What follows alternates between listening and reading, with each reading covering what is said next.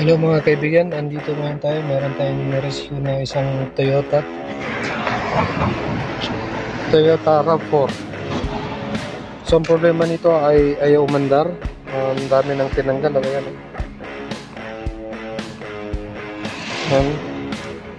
Hindi siya umandar. Sa tiniyo ng ignition, walang power. So walang ilaw sa dashboard. Ayan. So naka-on siya. Ayan, marami ng pinagbabaklas. So nirescue ko to ng isang kaibigan dito sa may malapit sa highway. Yun yung mga sasakyan.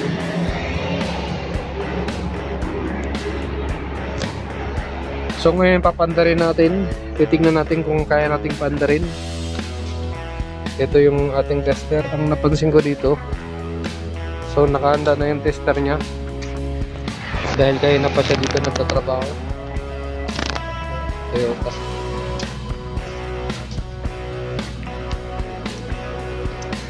So ang napansin ko dito ay walang ignition dito sa may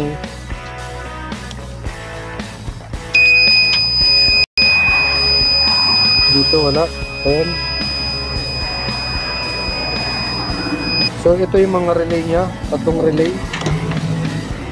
Mayroong relay ng EFI main number 2 at saka ignition 2 at saka yung C/open. Ibig sabihin yan ay circuit opening relay. So dito naman sa bandang kaliwa, bandang baba, meron siyang EFI main number 1. So ito yun. Ayan yung tatlo. So ang problema nito, nawala ang kanyang ignition. Mayroon siyang power supply, ayan, 12 volt. Meron siyang 12 volt.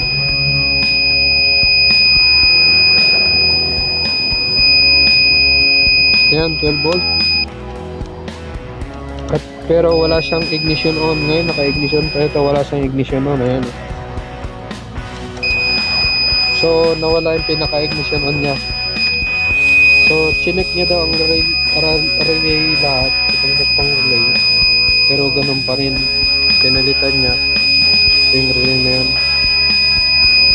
Madalas kasi nasisira sa mga ganitong sasakyan yung relay ng EFI at saka yung sa main relay. So wala siyang nakitang problema. Chinek din niya itong fuse dito kasama ang mga relay. Kaya yung pinagdudahan niya yung starting relay. Eh sabi ko walang problema sa starting relay dahil pag dinirect mo umandar naman. So walang problema sa starting relay. So ang nakita kong problema ngayon dito ay yung walang ignition. Ayan.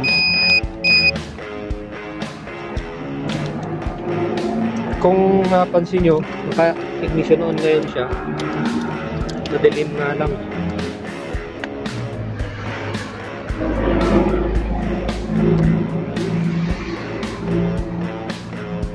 Ayan.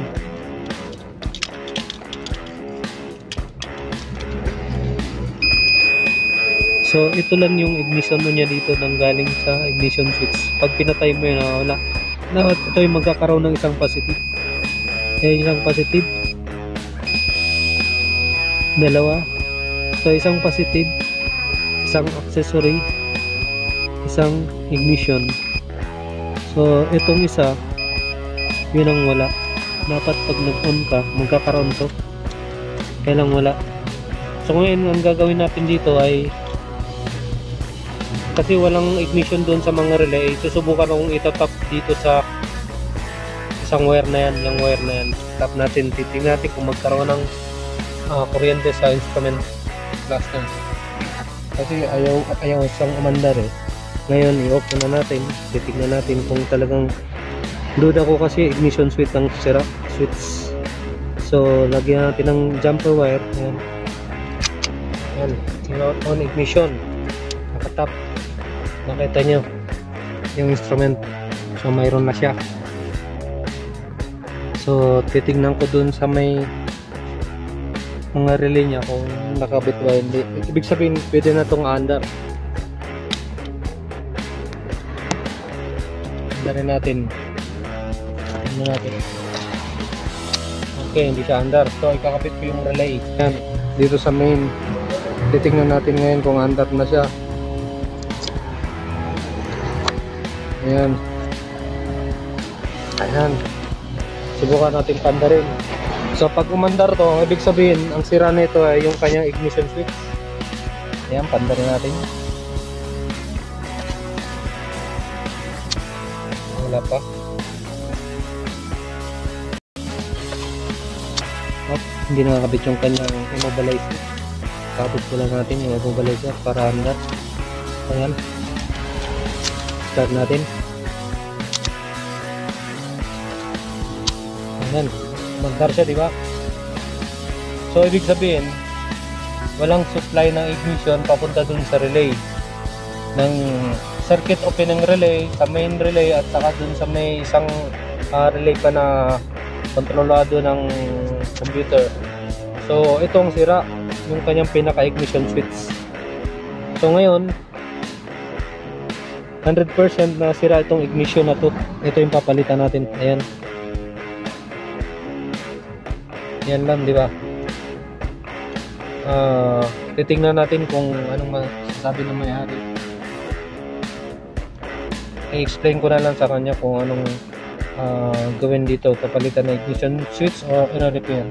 So, ang lahat ng relay doon ay walang problema. Okay lahat. So, yun lang naging problema, ignition switch. Tatanggalin ko ang jumper wire. Mamatayan. Mamatay na. So, wala siyang supply ng galing sa ignition switch. Dito, sa switch na yun, wala siyang supply. So, yun na lang. So, dito sa mga relay na yan, pagka hindi gumana yung isang relay, hindi magkakaroon ng power yung ibang relay.